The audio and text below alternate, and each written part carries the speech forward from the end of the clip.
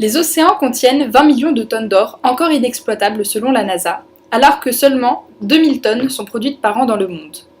L'or constitue donc une ressource rare, ce qui la rend intéressante pour de nombreux investisseurs et entreprises exploitantes dans les zones où elle est présente, notamment les US, le Pérou, la Russie, la Chine, l'Indonésie, l'Australie et l'Afrique du Sud.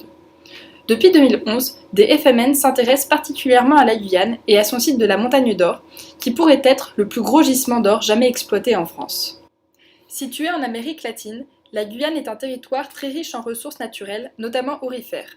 L'exploitation de ces ressources représente un enjeu majeur à différents niveaux, économique, environnemental, mais aussi social. Pour comprendre ces enjeux, il s'agit tout d'abord de connaître quelques données sur la Guyane. La Guyane est le plus grand département français, dont la population se concentre principalement sur le littoral. La croissance démographique est élevée, 3%, tandis qu'elle n'atteint que 0,4% en moyenne en France. Cet écart avec la métropole se fait ressentir lors de l'allocation du budget par le gouvernement central, qui ne tient pas compte de cette forte croissance. En ce sens, la Guyane rencontre des difficultés. Les infrastructures sont insuffisantes et le chômage s'élève à 23%, soit plus du double de la métropole. C'est dans ce contexte que naît la controverse sur le projet de la Montagne d'Or. Le site du gisement, découvert au XIXe siècle, se situe sur le territoire de la commune de Saint-Laurent-du-Maroni, dans le secteur de Paul-Isnard. Ce site est de 15,24 km², est entouré par deux réserves biologiques intégrales, l'Issifère et Décou-Décou, où l'activité minière est interdite. Depuis 2011, les entreprises russes et canadiennes Nordgold et Columbus Gold financent des études de faisabilité environnementale et de rentabilité économique dans le but de démarrer de grands travaux, puis l'exploitation du gisement entre 2019 et 2034. Mais ce projet ne fait pas l'unanimité. Ses conséquences environnementales suscitent des protestations de nombreuses organisations, tant locales qu'internationales. Les retombées économiques et sociales sont controversées. Le projet fait donc l'objet d'un réel débat public, ouvert depuis mars 2018. Quels sont précisément les enjeux et les acteurs de ce débat? Essayons de comprendre plus en détail ce qui se joue sur le territoire guyanais. Quels sont les intérêts des FMN dans l'exploitation de cette mine? Pour comprendre le potentiel économique et donc l'attrait des entreprises exploitantes pour la Montagne d'Or, il faut revenir quelques années en arrière. La tradition minière du secteur aurifère Paul-Isnard, où se situe la controverse, a débuté il y a plus de 140 ans avec la découverte de l'or alluvionnaire dans la région, une technique qui consiste à récupérer les paillettes d'or contenues dans le sol d'une rivière. Un siècle plus tard, de 1975 à 1995, plusieurs études sont menées par le Bureau de recherche géologique et minière afin de recenser l'intégralité des ressources minières sur le territoire de Guyane. 10 ans plus tard, la société minière française Guyanor découvre l'existence d'un gisement d'or primaire sur la future zone de la fameuse Montagne d'Or. Le projet que nous connaissons actuellement se concrétise à partir de 2011, moment où les FMN s'intéressent plus en détail à la mine. C'est d'abord l'entreprise canadienne Columbus Gold qui mène des travaux d'exploration minière plus avancés sur le filon de la Montagne d'Or et conclut fin 2012 que le potentiel du site était sous-estimé de 184%. En septembre 2013, Columbus Gold signe un accord avec le producteur d'or russe Nordgold qui devient ainsi actionnaire majoritaire avec 50,01% des parts du projet en échange d'un apport d'au moins 27 millions de dollars sur 3 ans. En 2015, Columbus Gold finalise l'évaluation économique préliminaire du gisement. Le projet a le potentiel pour devenir la plus grande mine d'or de Guyane. En effet, selon ses promoteurs, le projet devrait produire environ 7 tonnes d'or par an et constituerait à terme et au cours actuel de l'or une part importante dans le chiffre d'affaires des deux industriels qui pourraient retirer de cette opération plus de 3 milliards de dollars. Que promettent-elles en retour? Selon le site officiel de la Montagne d'Or, le projet permettra d'amorcer un décollage économique bienvenu en Guyane, dont le revenu par habitant est 2 fois moins important qu'en métropole et où le taux de chômage y est 2 fois supérieur. Ainsi, selon ses promoteurs, le projet aura la capacité de générer 1800 emplois en 14 ans, de la phase de construction des installations à l'exploitation. La compagnie minière Montagne d'Or et ses partenaires s'engagent également à prendre en compte les enjeux environnementaux associés et de limiter au maximum les impacts de leurs opérations sur la biodiversité locale afin d'être une mine durable. De même, ils promettent de respecter les normes environnementales françaises et européennes en toute transparence, ainsi que de réaliser la réhabilitation du site par un suivi post-exploitation sur 30 ans. Qui sont les opposants au projet? Un grand nombre d'acteurs n'est pas convaincu par le discours des FMN exploitantes. Commençons par la population locale. De nombreuses ethnies et tribus sont présentes sur le territoire guyanais. Bien qu'aucune population permanente ne réside aujourd'hui autour du site minier, celles logeant le long du Maroni pourraient être affectées par le projet. La contamination du fleuve rendrait impossible son utilisation pour l'agriculture ou la pêche. Les habitants seraient alors obligés de migrer vers d'autres cours d'eau. À cela s'ajoute le risque de rupture de la digue qui retient un important stock de boue cyanurée. Soulignons que ce risque est fréquent. En 2000, plus de 25 ruptures ont eu lieu dans le monde selon l'ONG Sauvons la forêt. De plus, les peuples vivant dans les zones d'orpaillage sont soumis au comportement violent des groupes d'orpailleurs illégaux qui, lourdement armés, entraînent avec eux un climat d'insécurité. Or, les populations craignent que la mise en œuvre du projet ouvre la voie à une généralisation de ces pratiques. C'est pourquoi ils revendiquent l'interdiction de toute exploitation de l'or sur leurs terres, ainsi que la mise en place d'une lutte contre les travailleurs de l'orpaillage illégal. Par ailleurs, le Conseil consultatif des populations amérindiennes et bushinenches, qui défend les intérêts de la population locale au sein de la collectivité territoriale de Guyane, se prononce contre le projet de la Montagne d'Or et revendique sa suspension. Une centaine d'ONG locales et internationales, comme Sauvons la forêt ou la Fondation Nicolas Hulot, se sont regroupées dans le collectif Hors de question pour dénoncer les conséquences environnementales de la Montagne d'Or.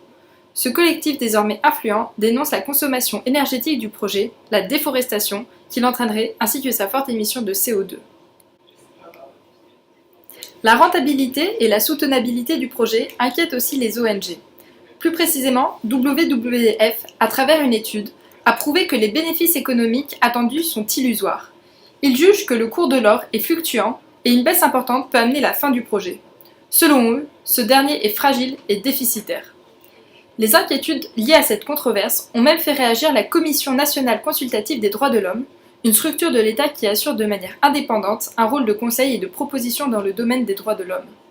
Elle souligne qu'il n'y a aucune certitude de redistribution ou de retombées positives pour la population guyanaise. Ainsi, cette commission, tout comme les autres ONG citées, demande l'annulation du projet, ainsi que le lancement d'une étude d'impact environnemental, social et droits humains indépendante, à même de faire ressortir l'ensemble des risques de la Montagne d'Or. Quelle est la position de l'État français sur la controverse ? Durant le mandat de François Hollande, Emmanuel Macron, alors ministre de l'économie, avait pris position de façon vigoureuse pour soutenir le projet Montagne d'Or. Désormais président de la République française, Emmanuel Macron soutient toujours ce projet dans une logique de solidarité. Toutefois, il impose certaines normes environnementales. Le soutien du gouvernement sera conditionné au respect des engagements de la Charte sur les mines durables et sur la capacité qu'aura le projet à répondre sur l'ensemble des sujets qui seront soulevés dans le cadre du débat public. L'État français est intervenu pour veiller à ce que le projet se déroule dans de bonnes conditions. Pour cela, Emmanuel Macron a instauré un débat public en Guyane pour rassurer la population et montrer que le gouvernement est à son écoute. De même, Sébastien Lecornu, secrétaire d'État du ministre de la Transition écologique et solidaire, soutient ce projet et a indiqué que le vrai défi était de s'assurer que le peuple autochtone puisse accéder au débat public. Le projet Montagne d'Or est également soutenu par le MEDEF local et la plupart des responsables politiques qui espèrent que ce projet permettra de créer 3250 emplois et plus de 300 millions d'euros d'impôts et de taxes. Ainsi, les acteurs à l'initiative du projet Montagne d'Or défendent l'idée selon laquelle ce projet permettrait de réduire l'orpaillage illégal et ainsi l'impact environnemental de l'exploitation aurifère.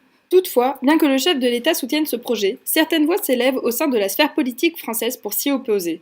C'est le cas de Christine Taubira, qui le jour même de l'ouverture du débat public le 3 avril 2018, publia un tweet déclarant « Guyane Montagne d'Or. Les chiffres danseront toutes les danses pour séduire. Ils n'effaceront pas ceci. 1. La mine est un cratère dans la forêt d'Amazonie. 2. Avec les mêmes sommes, l'État peut financer la formation des jeunes sans emploi. » D'autres acteurs politiques s'opposent à ce projet. Nicolas Hulot, ministre de la Transition écologique et solidaire, se place en total désaccord contre ce projet. Il déclare que les bénéfices économiques, ressources et emplois créés, seront minimes comparés aux dommages environnementaux. Par ailleurs, les membres du MDES, parti politique guyanais, s'inquiètent pour les droits et les conditions du travail des ouvriers.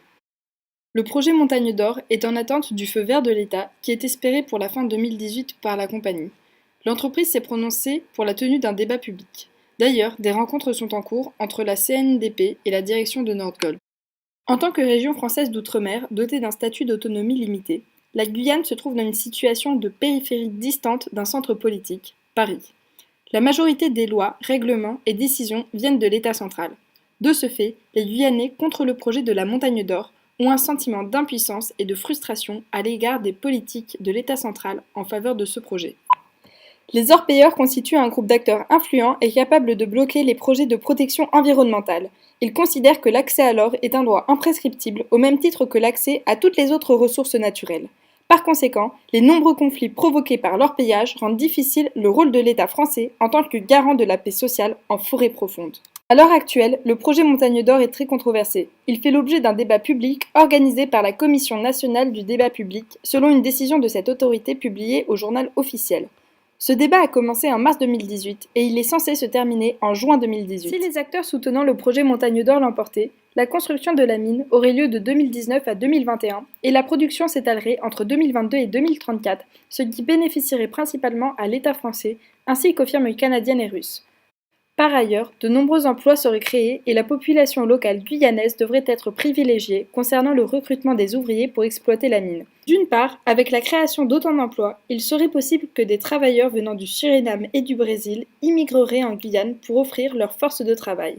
Alors, il serait probable que la population guyanaise ne soit pas la seule à bénéficier de l'exploitation de cette mine, ce qui pourrait être source de nouvelles tensions internationales. D'autre part, l'exploitation légale de la mine amènerait l'orpaillage illégal à disparaître peu à peu, ce qui adoucirait certaines tensions déjà existantes. Il est légitime de rappeler que la jeunesse autochtone a averti que ses membres bloqueront l'accès aux chantiers si la société minière reçoit les autorisations de lancer les travaux, et ceci, quelle que soit la teneur des échanges lors du débat public.